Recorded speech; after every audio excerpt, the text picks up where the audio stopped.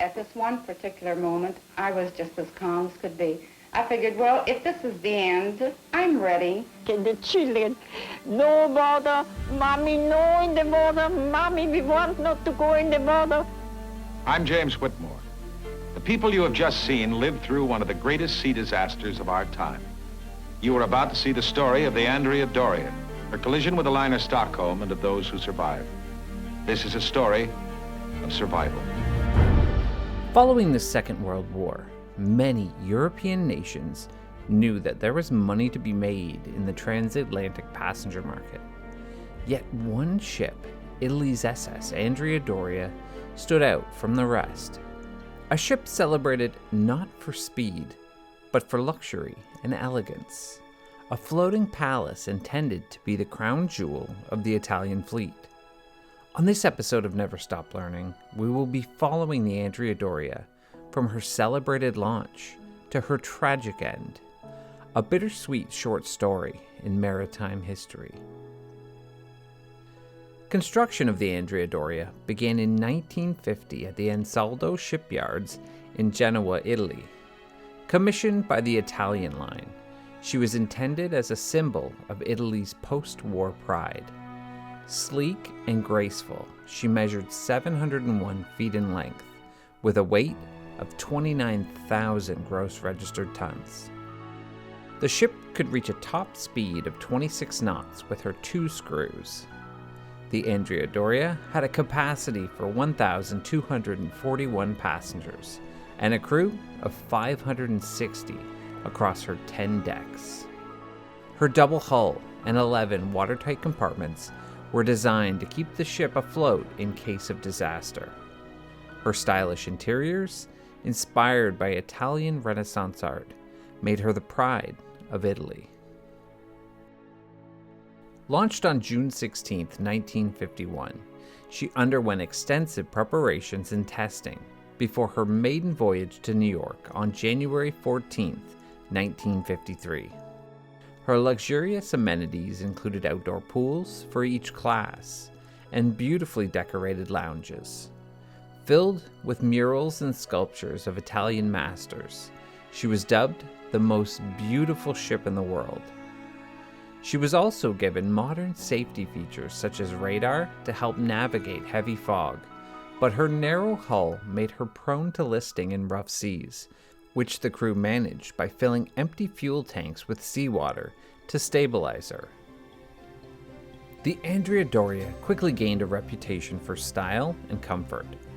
As the Italian Line brochure says, she must be a whole way of life for her passengers. She must provide them with an experience that will somehow be different and better than a comparable experience they could have anywhere else. She followed a southern route across the Atlantic from Genoa to New York, with stops in Cannes, Naples, and Gibraltar, often filled to near capacity. For years, passengers were always eager to experience her luxurious accommodations. However, on her 51st crossing to New York in July of 1956, everything would change. Under the command of Captain Piero Calamai, a veteran seafarer, the Andrea Doria departed Genoa on July 17th. For 8 days, the graceful ship entertained her guests with parties and games, dining and dancing. Now, the last day before reaching New York, the atmosphere aboard the ship changes. It's a time to rest and relax, a time to come to grips with the idea that the holiday is almost over. For some, the end of the voyage means coming home. For others, it means that their dream of a life in the new world is about to come true. Yet, as she neared Nantucket Island on the evening of July 25th, her destiny would be altered by an unfortunate encounter with the Swedish liner Stockholm. At the same time as Andrea Doria headed for New York, the MV Stockholm left New York Harbor bound for Gothenburg, Sweden. Under the command of Captain Gunnar Nordenson, Stockholm was smaller and sturdier, equipped with a reinforced bow for navigating icy waters. That evening, the Stockholm was under the watch of 3rd Officer Johansson, who sailed in clear weather, while fog banks laid ahead. Back aboard the Andrea Doria, the ship was enveloped in a dense fog, a common phenomenon in this area where warm and cold currents meet off Nantucket. Although the ship's speed had been cut only slightly, Captain Calamai had ordered the usual precautions taken. The liner's watertight doors had been closed, and her foghorn, which could be heard up to 4 miles away, sounded a blast every 100 seconds. At 10:40, the Andrea Doria's radar picked up another ship. It was 17 miles away. Captain Calamai on the Andrea Doria ordered a slight left turn for a traditional starboard-to-starboard pass, while the Stockholm interpreted the Andrea Doria's course differently, turned right for a port-to-port pass.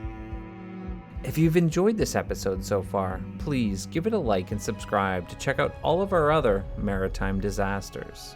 The crew on both ships were on full alert, in an attempt to see anything through the fog. This was until the Stockholm's crew saw the Andrea Doria's lights materialize in the mist, but it was too late to change course.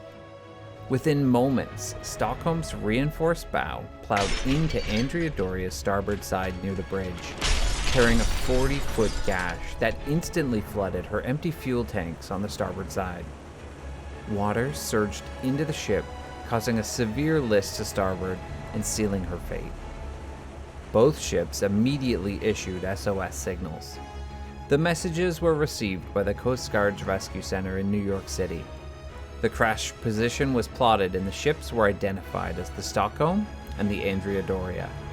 From ports along the eastern seaboard, Coast Guard cutters raced to the scene. With nearly 2,500 lives in immediate peril, the largest peacetime sea rescue in history was underway.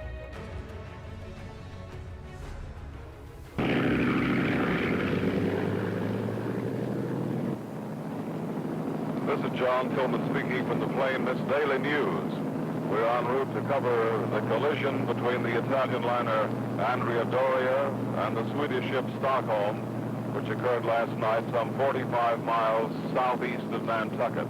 As we circle, certainly is a sorry sight, a very sad sight indeed, to see the pride of the Italian fleet, the luxury liner, the 29,000-ton Andrea Doria, wallowing here in the Atlantic Ocean.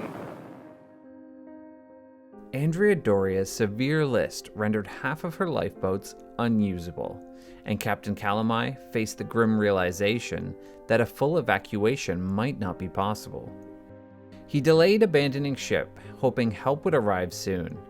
Passengers gathered on the promenade deck, clinging to lifebelts, waiting in an atmosphere of growing tension and fear. Fortunately, multiple ships responded to the distress calls. The first to arrive, the freighter Cape Anne, had only 2 small lifeboats.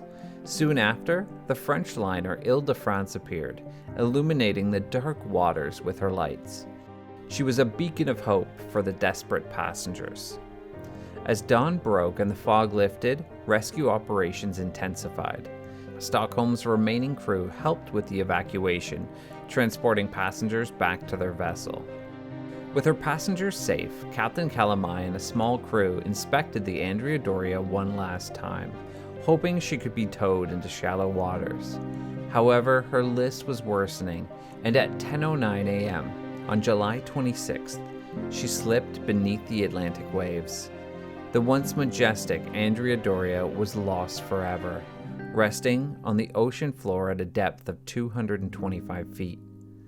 Captain Calamai summed up his loss in one bitter sentence. "When I was a boy, and all my life, I've loved the sea.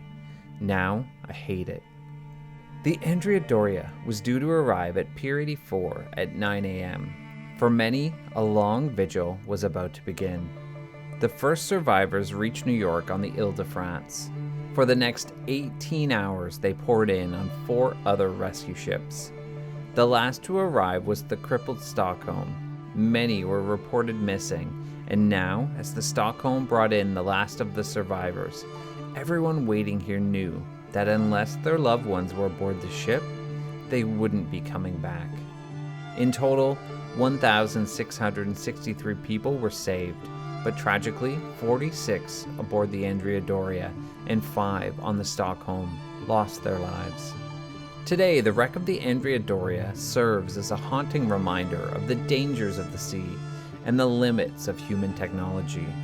But it also speaks of the resilience of those who survived, the bravery of the rescuers, and the unforgettable legacy of a ship once celebrated as Italy's floating masterpiece.